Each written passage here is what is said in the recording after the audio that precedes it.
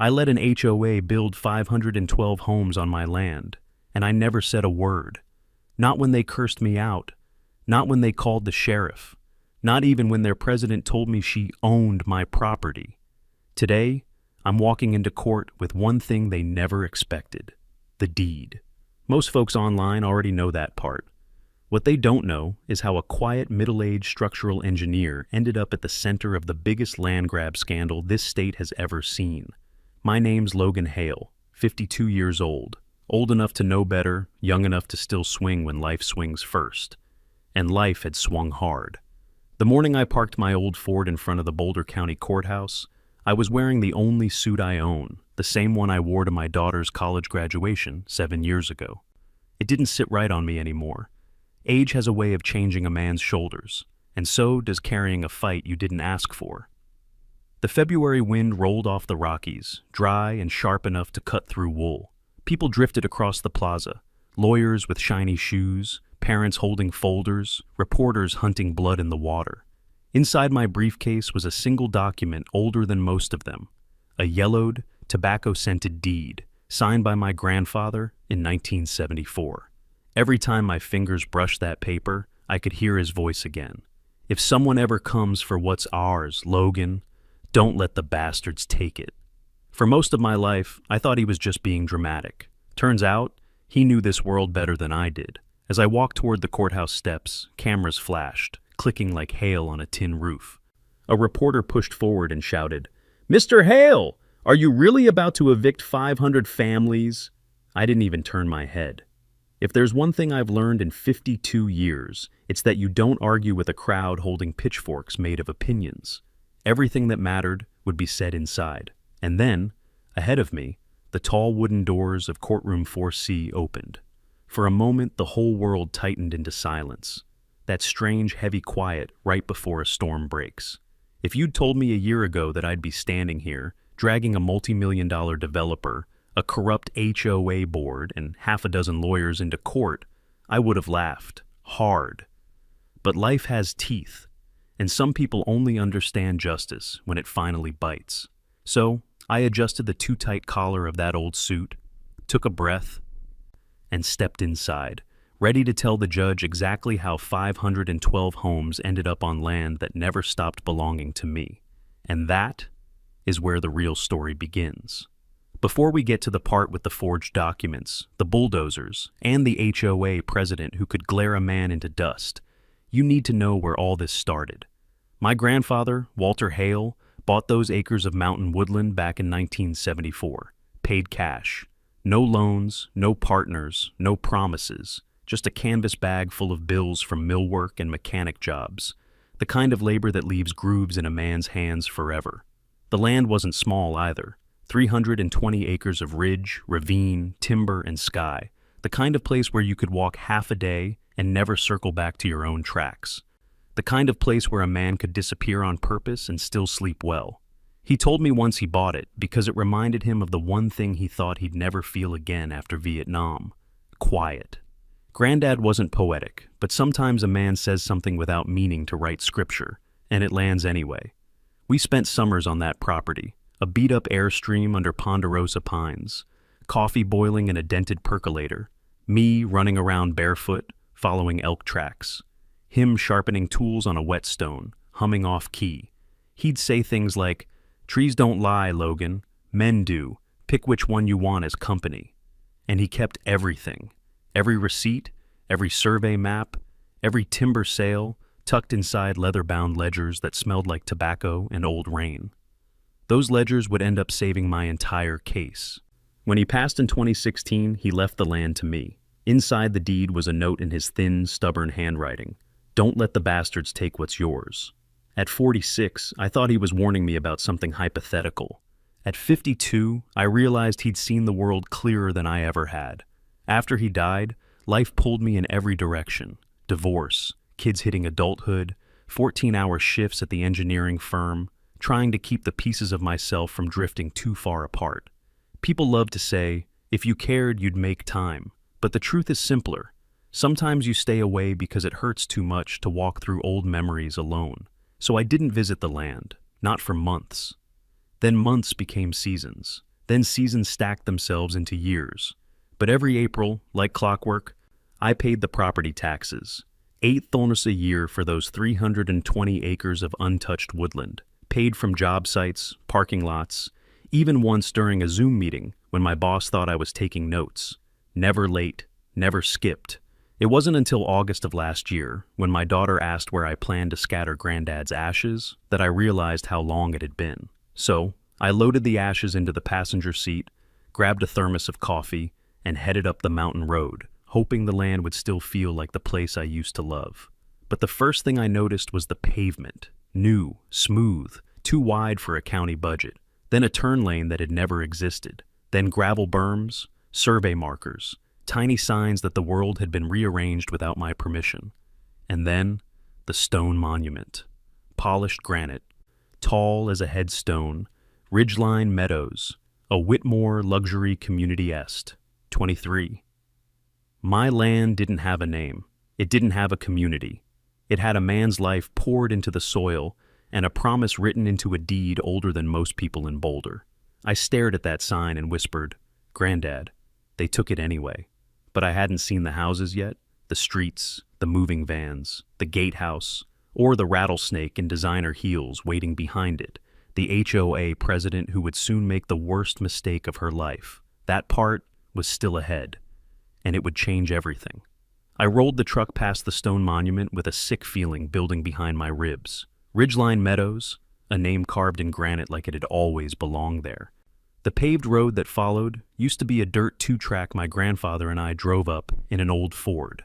Now it was 6 inches of fresh asphalt, smooth as a dealership showroom floor. I eased forward. At first, all I saw were treetops. Then the world opened, and the ridge dropped away into a sight that swallowed the breath right out of me. Houses, hundreds of them, sprawled across my 320 acres like a harvest someone forgot to ask permission for. From this rise in the road, you could see the whole bowl of the valley. Street grids, cul-de-sacs, rooftops, landscaped medians, even what looked like a clubhouse dome shimmering in the sun. The kind of view a developer would show off in brochures. The kind of view a landowner shouldn't be seeing for the first time. I drove down toward what looked like a cluster of buildings at the base of the community. Big banners read, "Model Homes Open Daily, Sales Center." Of course, model homes sit outside the main gate, where the public can wander freely. That's where I saw them. A mom pushing a stroller, a man checking out a spec house porch, a couple arguing over siding colors. They smiled at me as if I were another buyer dreaming about granite countertops and vaulted ceilings. I didn't smile back, couldn't. Their dream was built on my family's bones. I drove slowly around the sales center loop, watching the scene, the artificial charm, the new construction smell, the fake sense of community. Everything looked so polished it was nauseating. Then, past the model homes, the real thing came into view, the main gate. It sat right where my grandfather's old fire road used to begin, a place where he once taught me how to split kindling. Now it was a fortress, stucco gatehouse, Spanish tile roof, 2 lanes, one marked resident, the other guest. Flagpoles, keypad, automatic barrier arm, cameras pointed every direction. A big iron arch read, "Ridgeline Meadows, Private HOA Community." I pulled up to the guest lane. A security guard stepped out, young, nervous, wearing a tactical vest that was more cosplay than authority. He lifted a hand. "Sir, this gate is for residents and approved visitors only." I didn't answer him, not yet, because standing behind him, framed perfectly by the arch, was her. The rattlesnake in designer heels, tall, polished, hair the kind of blonde you only get from a salon in Cherry Creek. Clip-on HOA badge gleaming in the sun. She wasn't smiling, she was measuring me. The guard tried again, louder. "Sir, I'll need you to turn around unless you have business inside." I reached into the passenger seat, picked up the leather folder, and tapped it with 2 fingers. Then I looked the guard in the eyes and said, "Son, I'm exactly where I'm supposed to be." The guard blinked. People aren't used to calm men, especially older ones who don't raise their voices. The woman stepped forward. "Do you have an address here?" she asked, voice smooth as glass over hidden razors. I pointed past her to the hundreds of homes stretching across the valley. Then I said the line that would haunt them for months. All of them. Her smile faltered, just a flicker, but it was there. "Sir," she said slowly, "this community is under Ridgeline Meadows HOA jurisdiction. If you have questions, you'll need to make an appointment with our administration office." She gestured toward a sleek glass building on the inside of the gate. I stepped out of the truck. Boots touching the asphalt, they had poured over my grandfather's trail. Every movement deliberate. The guard panicked. "Sir! You can't enter, sir!" But the woman raised her hand. "Let him," she said. "He won't get far." I didn't answer. Didn't have to. Because in that moment, in the cold quiet between her arrogance and my footsteps, I realized something crystal clear. She didn't know who I was. She didn't know what I held in my hand. And she sure as hell didn't know I owned the dirt under her $1,000 heels. I walked toward the gatehouse, toward the HOA office, toward the war that had already begun. Behind me, the guard murmured, "Who is that guy?" She replied with a shrug, the last confident shrug she would ever make. "Just some old man." Oh, if only she had known. The HOA administration building looked like something out of a resort brochure. Glass walls, stone pillars, a brushed metal logo mounted above the double doors. It didn't belong on my grandfather's ridge. None of it did. I walked up the steps slowly, not because I was tired, but because every inch of concrete under my boots used to be pine needles and dirt.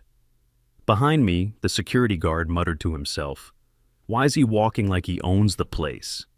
Because I did. But he'd learn that soon enough. The double doors slid open, cold air rushed out, lavender air freshener, polished floors. That hospital-clean hum you only find in places where people think paperwork is power. A young receptionist smiled from behind a counter. "Good morning, how can I help you today?" I set my leather folder on the counter, gently, almost politely. "I need to speak with whoever's in charge." Her smile twitched. "Do you have an appointment?" "No." "Are you a resident?" "In a way." She hesitated, clearly unsure what box to put me in. Before she could stall further, a familiar rhythm echoed across the tile floor. Heels. Sharp, confident, expensive. The HOA president appeared. Up close, she looked even more like a rattlesnake in designer heels. Tall, perfect hair, clip-on an HOA badge shining like she thought it meant something. "Sarah, I'll take it," she said to the receptionist. She turned to me. "This way, please." Not a request. Not quite an order. Just that special HOA tone that assumes the whole world bends to their architectural guidelines. I followed her into a glass-walled conference room. Inside were shelves of binders. CC&R violations, 23, compliance logs, architectural reviews. She sat. I didn't. "I'm Karen Whitmore," she said, "president of the Ridgeline Meadows Homeowners Association." Of course she was named Karen. Some things are too poetic to fight. "What exactly are you here for?" she asked. I placed the leather folder on the table between us. "This land," I said quietly, "belongs to me." She blinked once, then again, and then she smiled, a slow, patronizing smile dripping with condescension. "Oh, you're one of them. One of who?" "The holdouts," she said, waving a hand. "There are always one or two. People who think they still have claims because they're holding outdated documents or sentimental paperwork." My jaw stiffened. "Nothing about my claim is outdated." She offered a pitying sigh. "Look, I'm sure you believe that, but Whitmore Development legally acquired and annexed this land in 21. All parcels were consolidated. Whatever document you think you have, your deed, or your grandfather's deed, it's not valid." I tapped the leather folder. Her voice softened, manipulative, practiced. "If you'd like, I can help you apply for our relocation assistance. We offer compensation for legacy confusion.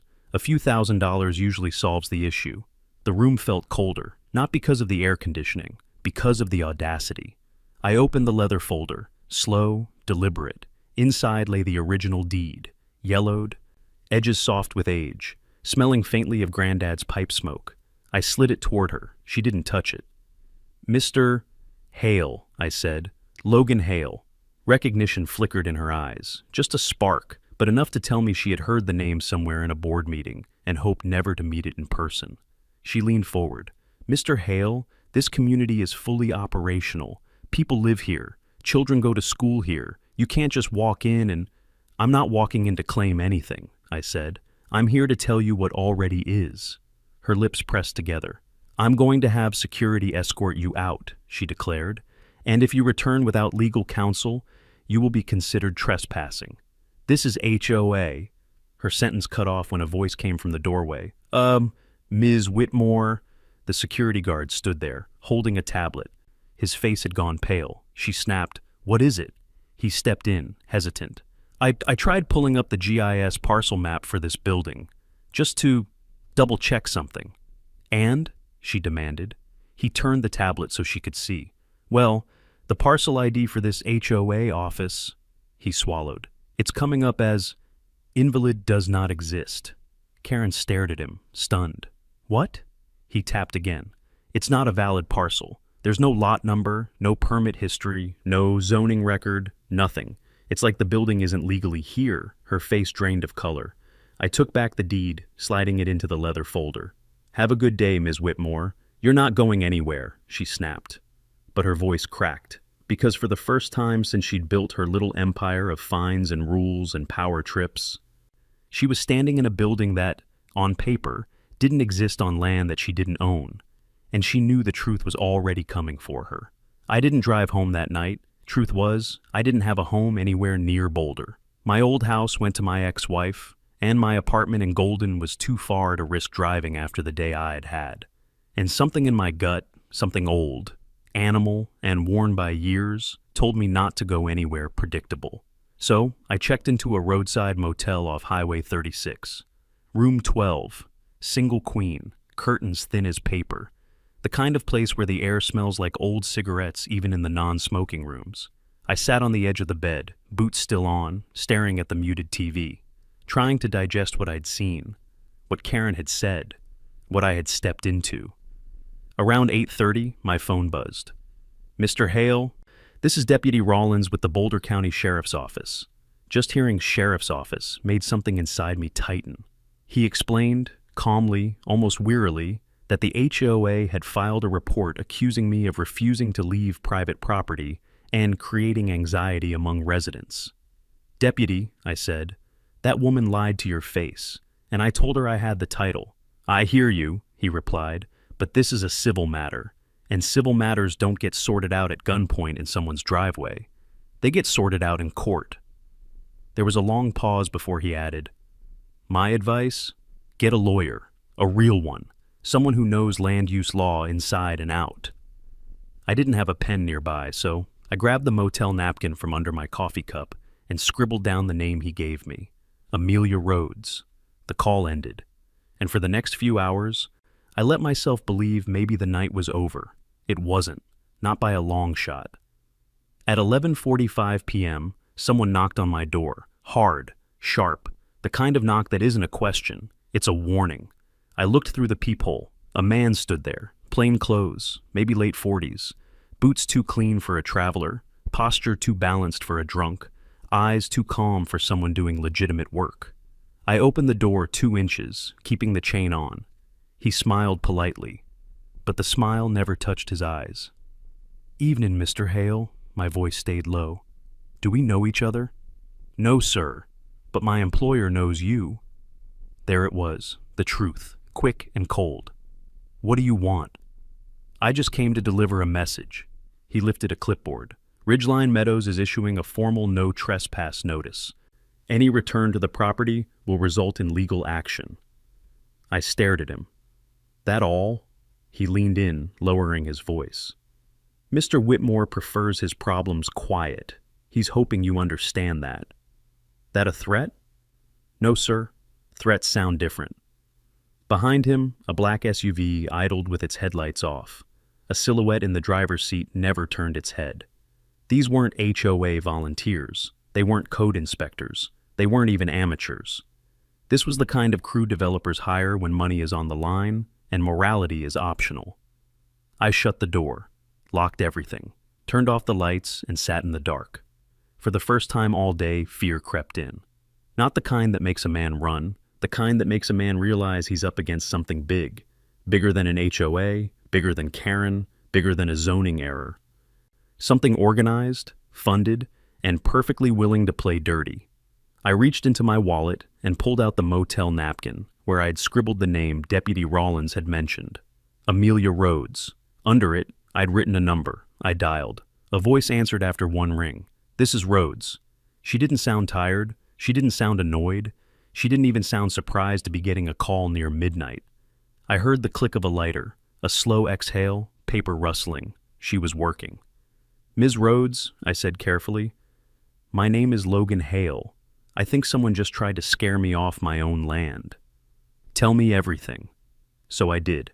Gatehouse, Karen, the fixer, the threats, the lies, the homes, the deed.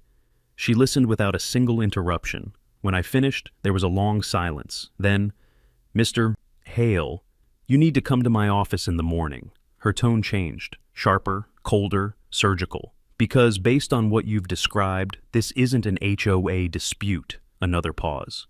"This is fraud, possibly organized, possibly federal. What do I do tonight?" "Keep the curtains closed," she said. "Don't open the door for anyone. Charge your phone and sleep if you can." "Why?" "Because tomorrow," she said, "we start hunting back." Her lighter clicked again. "And Mr. Hale, bring that deed with you. You're going to need it." Morning sunlight always looks harsher on cheap motel curtains. It came through in thin orange stripes across my boots, my jacket, and the stale motel carpet. I hadn't slept, not really. My brain kept replaying the fixer's words at the door. By 7:10 a.m., I'd showered, shaved, and memorized the deed for the 100th time. Amelia Rhodes' office sat in downtown Denver, an old 4-story brick building wedged between a bail bondsman and a cigar shop. Exactly the kind of place where real legal wars were fought, without marble floors or smiling interns. Her name was stenciled on the door in white serif letters. Amelia Rhodes, ESQ, land use, property rights, title litigation. Inside, the air smelled like coffee, old paper, and a trace of cigarette smoke. She stepped out from a frosted glass door. Gray hair clipped short, black blazer over dark jeans, eyes sharp enough to quarter a log. "You're Hale," she said. "Yes, ma'am." "You bring the deed?" I held up the leather folder. She nodded, the slightest approval. "Follow me." Her office looked like the inside of a general's bunker, maps pinned everywhere, zoning charts spread across tables, a whiteboard full of arrows, dates, and names. "Sit," she said. I sat. "Start from the beginning, slowly." I told her everything, the monument sign, the homes, Karen at the gate, the sheriff, the fixer at my motel door. She listened without interrupting, writing in small, perfect strokes. When I finished, she opened the deed, thumbed the embossed seal, and said quietly, "This is the original. Good." She clicked through county land records on her laptop, parcel numbers, plat maps, zoning codes. Then she froze the screen. "Hale, look. My grandfather's parcel 143A7Z7, appeared with a red flag icon. Owner, unknown, disputed status, pending review, note, document mismatch flagged." My stomach tightened. "What does that mean?" "It means someone tried to record something against your land," she said, "and the system rejected it." She opened the flagged PDF. A quitclaim deed, signed with my name. Only the signature wasn't mine, not even close. "They forged it," I said. "Oh yes," she replied, calm, cold, sloppy too, probably done in a rush while Phase 1 was breaking ground. She took a slow drag of her cigarette and exhaled through the cracked window. Then she showed me the construction permits, not a single one linked to my parcel number. "Hale," she said, tapping the screen, "every structure on Ridgeline Meadows is sitting on land with no valid chain of title." I rubbed my jaw. "So, what do we do? File a declaratory judgment and freeze the development?" She turned sharply. "No." "No?" She leaned forward, eyes intense. "Hale, listen to me carefully. Freezing the development now is exactly what they're praying for." I frowned. "That makes no sense." "It makes perfect sense," she said. "If we stop them today, they'll claim ignorance. They'll blame a clerk. They'll file bankruptcy, dissolve the LLC, and walk away having made millions from the houses they've already sold." She slid the forged deed back toward me. "They need to finish the scam for it to be a crime." I stared at her. "You're saying, let them keep building?" I'm saying let them finish everything, she said. Let them record every fraudulent sale. Let them pocket every dollar. Let them dig the hole deeper, so deep their lawyers can't reach them. She tapped at the county map. Phase 1, 2, 3 all laid out. Hale, when the last house sells, when the last family moves in, when the HOA collects its first full year of dues, that's when the fraud becomes systemic. And systemic fraud, she added, lowering her voice, opens the door to RICO. I swallowed. Organized crime? Conspiracy to defraud, wire fraud, mail fraud, forgery, title tampering, zoning manipulation, misrepresentation in interstate commerce. She leaned back. They won't just owe you damages. They'll owe treble damages, 3 times the profit. I stared at the deed in my hands. And how much profit is that? She smirked. At 512 homes, conservatively, 60 to 80 million. My breath caught. So, if I wait, I win bigger? If you wait, she said, you win everything. And they lose everything. Her voice softened just a hair. But I won't lie to you, Hale. Waiting is dangerous. They already sent a fixer to your door. Next time, he won't be alone. I can handle myself. Yes, she said, but you're walking into a hornet's nest. This isn't just theft. This is a machine, a money machine, and machines like that don't go quietly. I nodded slowly. What do you need from me? Evidence, she said. Every scrap you've got, photos, notes, receipts, your grandfather's old letters, anything. She extended her hand. We do this together, but only if you're willing to see it through to the end. I shook it. Her grip was steel. Welcome to the war, Mr. Hale. Autumn settled in across the Front Range, the kind of Colorado fall where the air smells like cold stone and pine needles. I spent most mornings driving up to the ridge overlooking ridgeline meadows, watching the machine churn. Bulldozers carving the hillside, concrete trucks lining the temporary access road, foundations blooming like gray squares across the valley. That was when the first rumor hit. It came through Facebook, wrapped in bright warning emojis, and written by someone who had never met me. Suspicious older male photographing families refused to leave when confronted. Authorities contacted. They used a zoomed, grainy shot of me taken from God knows where. My daughter saw it before I did. She texted me, scared, confused. I told her it wasn't true, but lies travel lighter than the truth. They move faster. By Thanksgiving, the rumor had grown legs. Now I was lurking around homes, following joggers, scouting houses. None of it made sense, but sense wasn't the point. The point was poison. Every few weeks I'd visit a diner, a gas station, a grocery store, anywhere nearby, and feel the looks, the whispers. The same pattern every time. Someone recognized me from the posts, pulled out their phone, snapped a picture, shared it in their little HOA echo chambers. Winter came early that year. While ridgeline meadows sprouted frame after frame, wood skeletons rising against the snow, I stood at the overlook with a camera in my gloved hand, documenting every inch. My breath fogged the lens more than once. Security guards in reflective vests, fake authority but real hostility, tried running me off the public roadway 3 separate times. Move along, sir. I'm on county land. You're making residents uncomfortable. I'm not near any residents. But it didn't matter. Truth didn't matter. The machine had its script, and they stuck to it. Around January, my ex-wife sent me a message. Short, cold. Stay away from Megan until this is sorted. I mean it. That one dug deeper than any rumor ever could. I read it 3 times, then put the phone away and kept recording. By February, the smear campaign had turned industrial. Fake accounts, edited photos. One post claimed I'd been seen watching children sled at the winter festival. I hadn't been anywhere near it. I'd been in Denver with Amelia that entire day. But facts were irrelevant now. March thawed the snow and the homes took shape. Hundreds of them. Roofs finishing, windows going in, streets paved smooth and black. Families touring model homes, smiling, pointing, unaware they were standing on my grandfather's land. One afternoon, I watched a young couple pose for a selfie in front of their future home. The woman laughed. The man lifted her off her feet. Their joy was real. Their ignorance was realer. And still, I waited. April brought spring runoff. The valley turned green. Kids played on sidewalks. Dogs pulled owners along new trails. HOA newsletters bragged about record growth. Karen hosted live streams about community safety, dropping veiled warnings about unidentified individuals near the property line, always accompanied by my photo.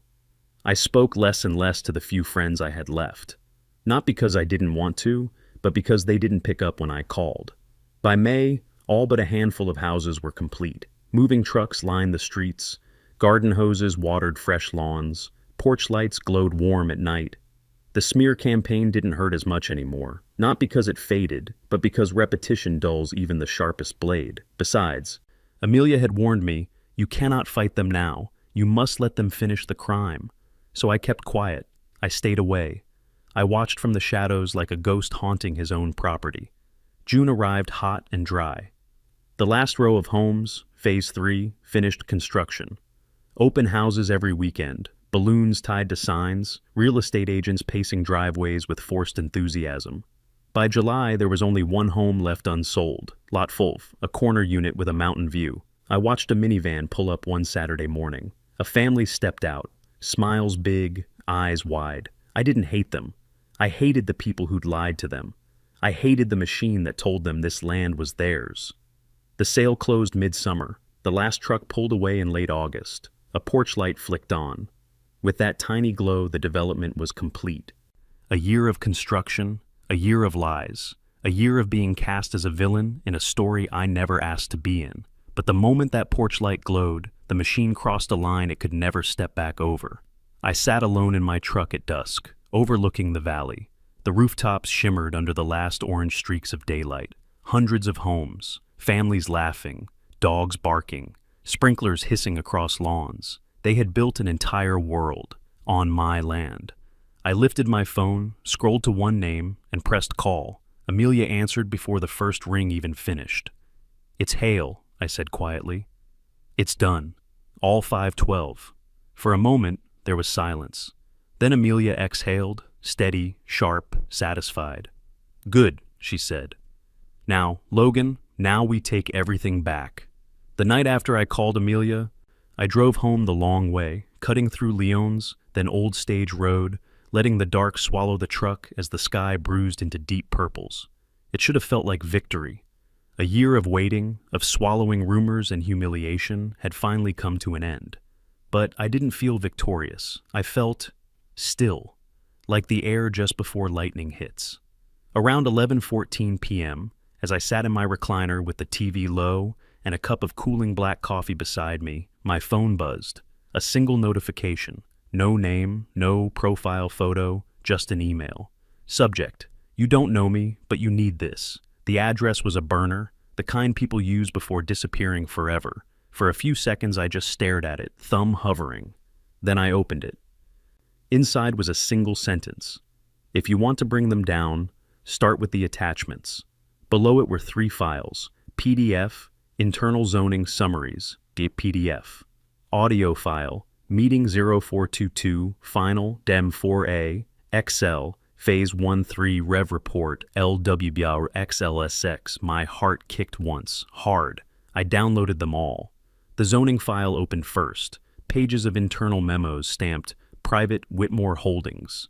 Half the signatures were from county staff I recognized. The other half, forged, sloppy, amateurish in places, professional in others.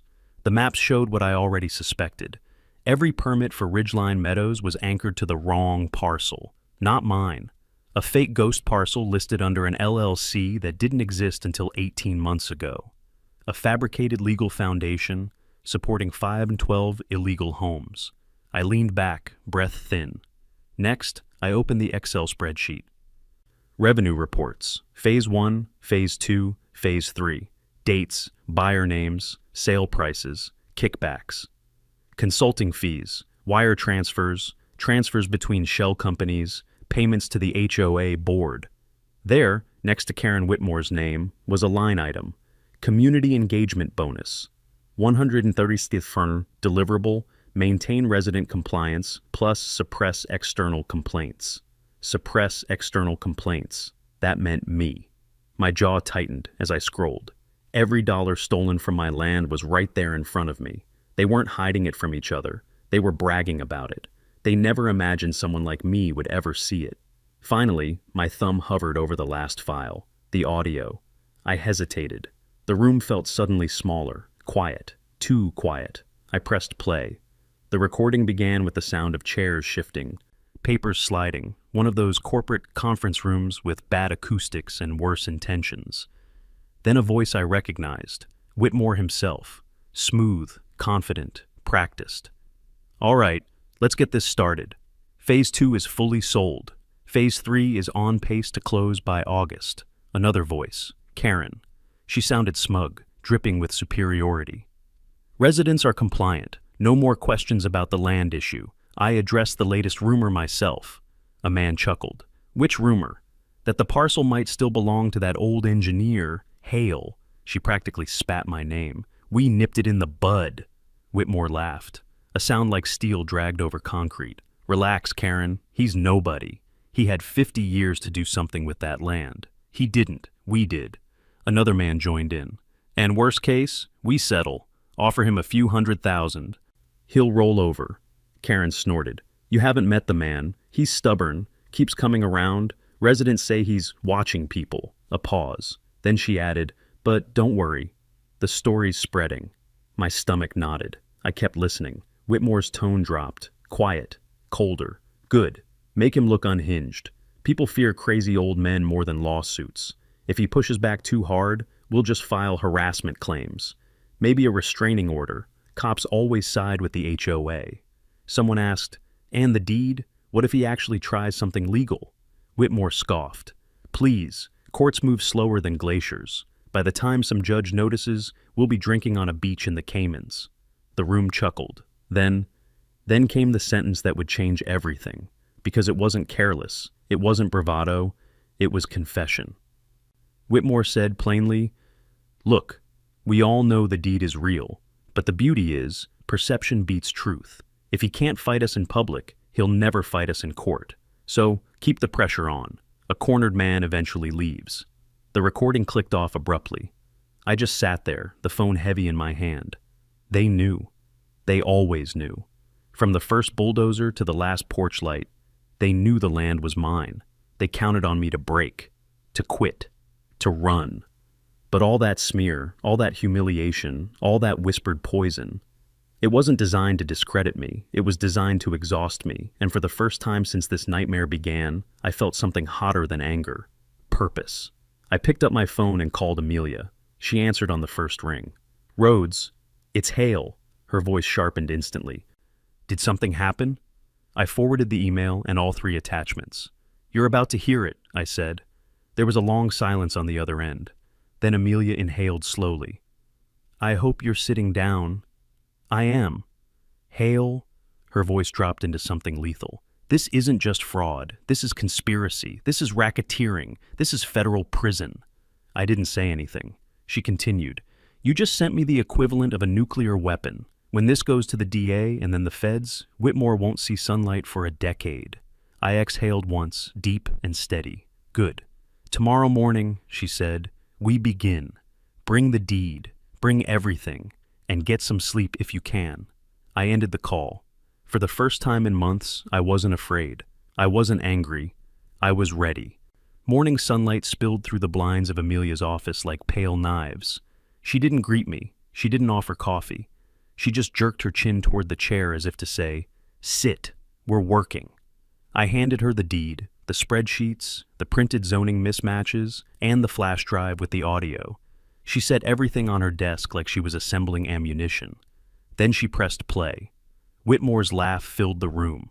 Karen's smug voice followed. Every word was poison, and the brick walls seemed to absorb it like old wounds remembering pain.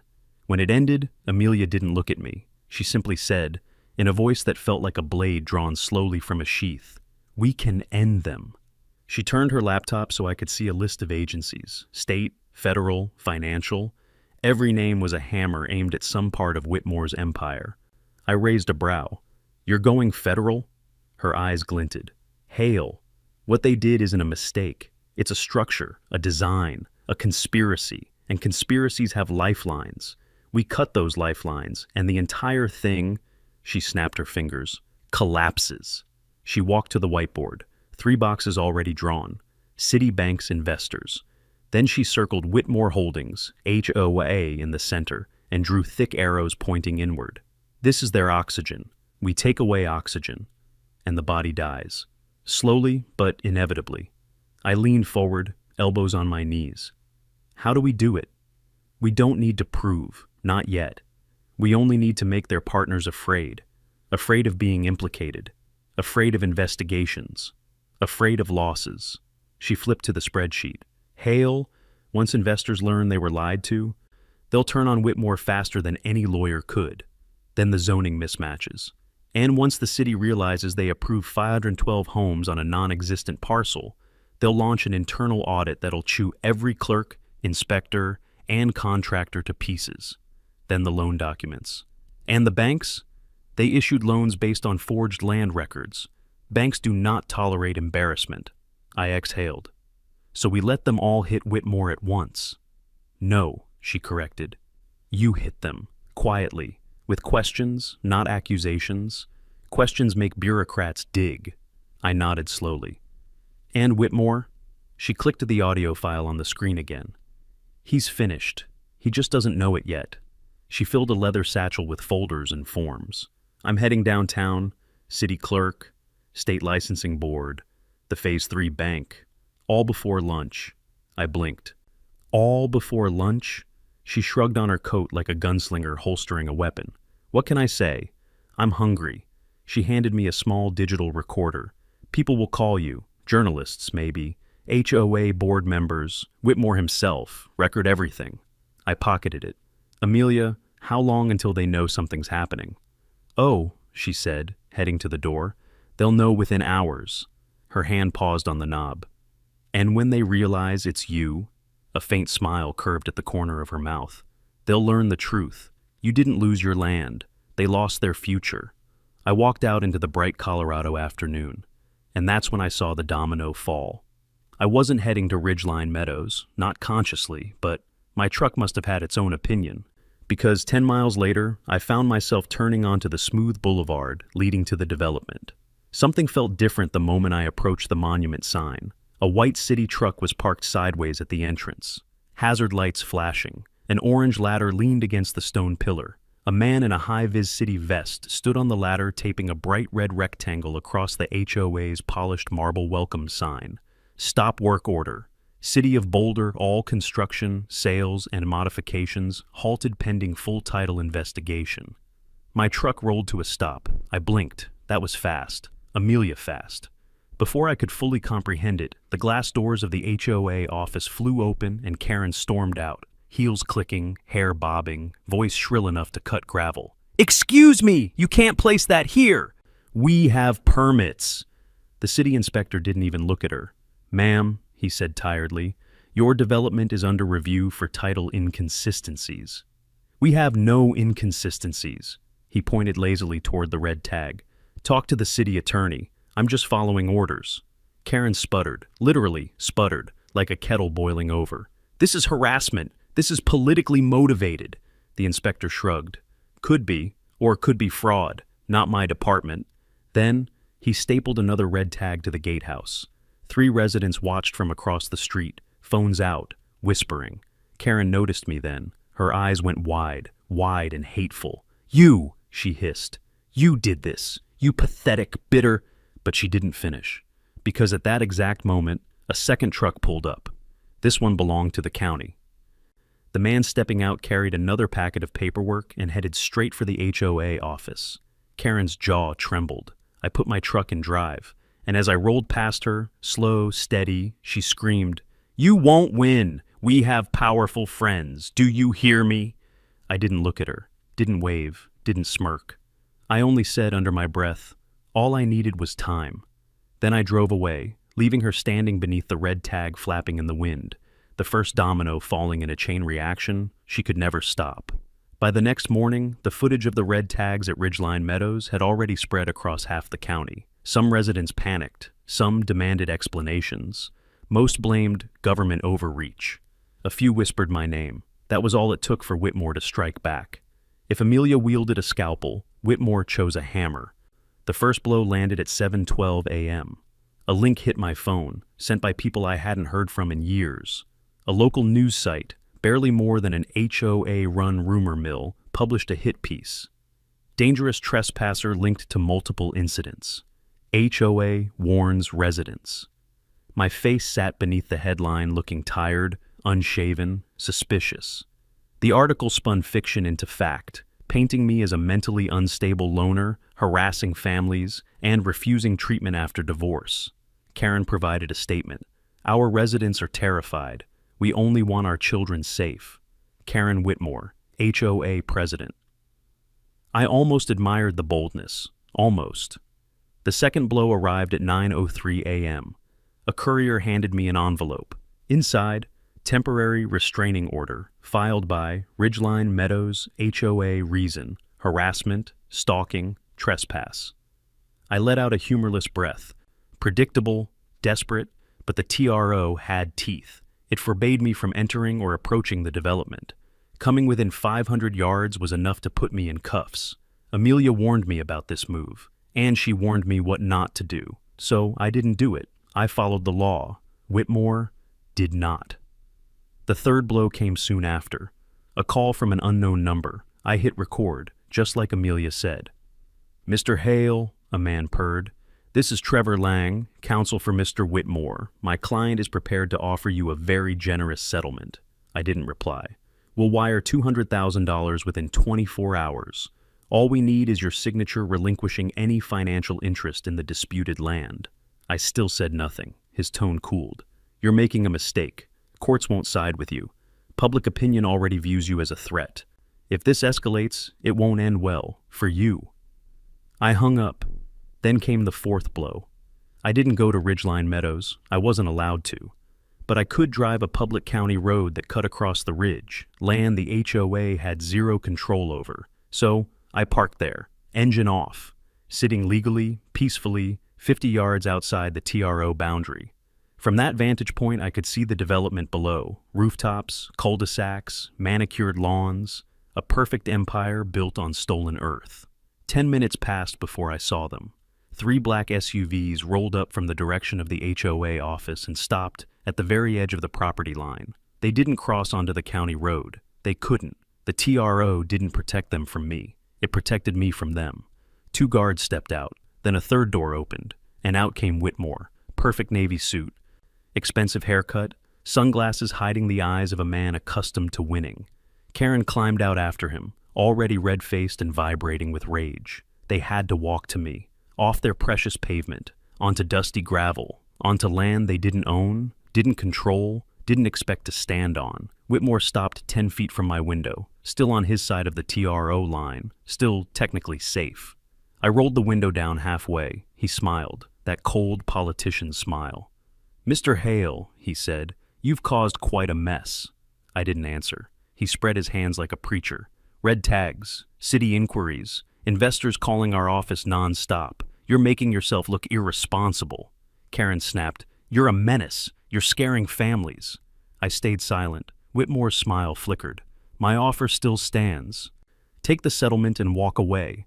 This is your chance to avoid unpleasant developments." I met his sunglasses with my eyes. "You walked out of your kingdom, Mr. Whitmore." He stiffened. I continued. "You stepped onto a public road to talk to a man you say is irrelevant." Karen's lip curled. "You think this means anything?" I leaned slightly out the window, voice steady.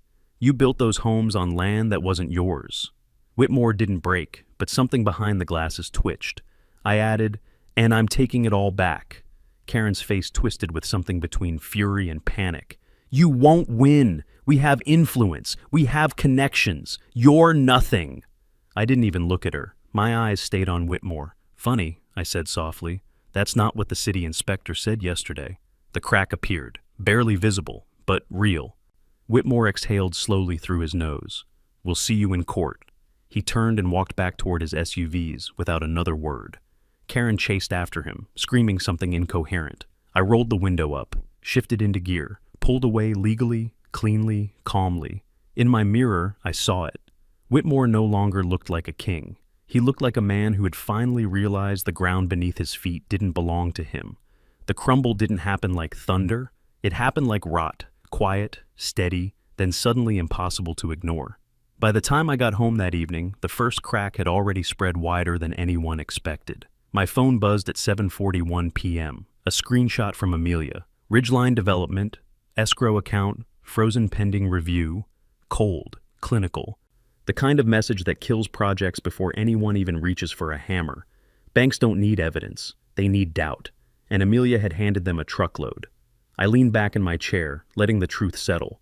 Whitmore's fuel line had been cut. A little later, another message, this time from Amelia's assistant. 2 major lenders pulled. Emergency investor call at 9 a.m. tomorrow. Ridgeline wasn't just bleeding now, it was hemorrhaging. When sharks smell blood, they don't investigate who's hurt. They just circle and wait for the body to stop moving.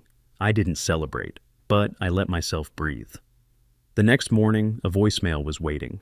This is Deputy City Attorney Garvey. We'd like to schedule an interview with you regarding potential misrepresentations in the Ridgeline Meadows approval filings.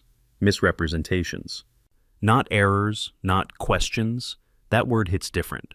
I called Amelia. She answered instantly. You got it? She asked. I did. A flick of a lighter on her end, one quiet inhale. The city's awake now, she murmured. Once they start sniffing around, the rest falls fast. Around noon, I parked again on the county road overlooking Ridgeline Meadows. But today, it wasn't the same place. Where there once had been golf carts, smiling couples, joggers with earbuds, now there were people huddled in clusters, confused, angry, clutching red-tagged notices and HOA newsletters like they were court summonses. A man was shouting at a contractor. A woman in yoga pants was near tears. Someone kept repeating, "What does this mean? What does this mean?" Then a man in a Broncos hoodie spotted me. He didn't storm over. He didn't threaten. He walked with the heaviness of someone who just learned there might not be a floor beneath his house. "You Logan?" he asked, stopping at the property line. "I am." He nodded, slow, a marination of fear and resignation. "They told us you were ruining everything," he said quietly. "They said you were trying to get us all kicked out." I didn't look away. "I'm not your enemy," I said. "The people who lied to both of us, they are." His eyes drifted back to the chaos behind him. "My wife keeps asking me if we bought a real house," he murmured. He swallowed. "If you know something, just tell us the truth." "You'll hear it soon," I said. He nodded and stepped back. Then came the moment the universe decided to sweeten the day. A silver sedan flew into the HOA lot like the driver had murder in mind. Door slammed. Out stomped Karen Whitmore. Hair frizzed, makeup smeared, folder clenched like she wanted to beat someone to death with it. She didn't walk into the HOA office. She detonated into it. Even from the road, her voice cracked across the air. "I have kids, Ben. I'm not going to federal prison because you got greedy. I told you to keep it clean." A man shouted something back, defensive, panicked. She steamrolled him. "No, I don't want excuses. Fix it now, or I talk." That did it. Even from this distance, I felt the words hit him like a hammer. Moments later, she burst out of the office, eyes wild, breathing hard, muttering into her phone. "I don't care what the lawyer said. I'm not taking the fall for this. He lied to me. He used me." The car peeled out of the lot so fast gravel spit 10 feet behind her. The first trader had fled the castle. But the best part? The king finally stepped outside. Whitmore appeared at the property line minutes later. No suit, no sunglasses, tie undone, top button open. He looked like he hadn't slept in 2 days and lost the argument with whatever mirror he'd stood in front of. He called to me across the gravel. "Logan, can we talk?" I rolled my window down 2 inches, no more. "You're not supposed to come near me," I said evenly. He gave a breathy laugh, one with no humor and too much fear. "What do you want?" he asked, voice cracking. "Money, land, a settlement, name it." For the first time since this began, I saw it. Not the arrogance, not the swagger, just pure, undiluted panic. He ran a trembling hand through his hair. "The city attorney called," he said softly, like confessing to a priest. There it was. The fatal crack. The one Amelia had been waiting for. I finally answered. "You built an empire on land that wasn't yours." He blinked, defeated. "And now," I said, "you get to find out what happens next." I rolled the window up, slow, deliberate, a quiet execution. Whitmore didn't move, didn't shout, didn't posture. He just stood there, small and exhausted, watching everything he'd built slide out from under him. A man finally realizing the avalanche he had started months ago was now roaring downhill, and he was standing at the bottom. They say courtrooms are cold places, marble, oak, and judgment. But that morning, when I stepped through the double doors with my deed in a weathered leather folder, the air felt electric, like the room itself knew what was coming. Every seat was filled. Homeowners, journalists, city officials, investors who smelled disaster but came anyway. And at the defense table sat Benjamin Whitmore. His tie was new, but his eyes weren't. He looked like a man who hadn't slept in a week, because the monster he created was now chewing through the walls. Judge Hendricks entered, severe, sharp, old school, a man whose patience had a shelf life measured in molecules. "All rise," the bailiff called. Once everyone sat, the judge didn't waste time. "Let's get to it. Counsel, call your first witness." Amelia stood, a small woman, but she carried presence like iron carried weight. "Your Honor, we'd like to begin with a foundational matter, ownership." She motioned to me. I stepped to the stand, right hand raised, sworn in. My palms weren't sweaty, my heart wasn't racing. This wasn't fear. This was relief arriving dressed as justice. Amelia approached slowly, letting the courtroom quiet enough to hear the hum of the light fixtures. "Mr. Hale, do you recognize this document?" She held up the deed, yellowed edges, tobacco-scented memories of my grandfather embedded deep in the fibers. "Yes," I said. "It's been in my family since 1974. And did you surrender, transfer, sell, donate, reassign, or otherwise convey this land to anyone at any point?" "No, never." She nodded, then turned the deed toward the judge. "Your Honor, this is the original title. My client's name is here, his grandfather's signature is here, and the county's stamp is authentic and verifiable." Whitmore's attorney leapt up. "Objection! Chain of custody!" Amelia didn't even look at him. "Sit down," the judge said. "The deed predates your client's company by 40 years. A few chuckles ripple through the gallery. Amelia continued. "Mr. Hale, where were you living during the 5 years Ridgeline Meadows was being constructed?" "In Colorado Springs, 2 hours away." "And did anyone from Ridgeline, the HOA, the county, or any developer contact you regarding construction on your property?" "No." "And when you returned to your land, how many homes did you find built on it?" I looked straight at Whitmore. "All of them." A wave moved through the room, whispers, gasps, someone muttering, "Jesus." Amelia stepped aside. "No further questions." Whitmore's attorney approached, smug despite everything. "Mr. Hale, isn't it true you didn't visit your land for 5 years?" "Yes." "Isn't it true you didn't fence it, didn't occupy it, didn't monitor it?" "Yes." "And isn't it true you only returned to the land once it had gained significant value?" I smiled politely. "No. I came back to scatter my grandfather's ashes." Silence. Then a low murmuring of sympathy in the gallery. The attorney turned red. He pivoted hard. "No further questions." I stepped down. But the real fireworks hadn't even started. Next came Karen Whitmore. She entered like a wounded animal, still baring teeth but bleeding from a dozen unseen cuts. She raised her right hand, was sworn in, sat stiffly. Amelia approached her with the softness of a surgeon preparing to remove a bullet without anesthesia. "Mrs. Whitmore, are you the HOA president for Ridgeline Meadows?" "Yes." "And did you, at any point, verify the ownership of the land your HOA claims jurisdiction over?" Karen swallowed, hard. "I trusted the developer. That wasn't my question." Karen's eyes darted.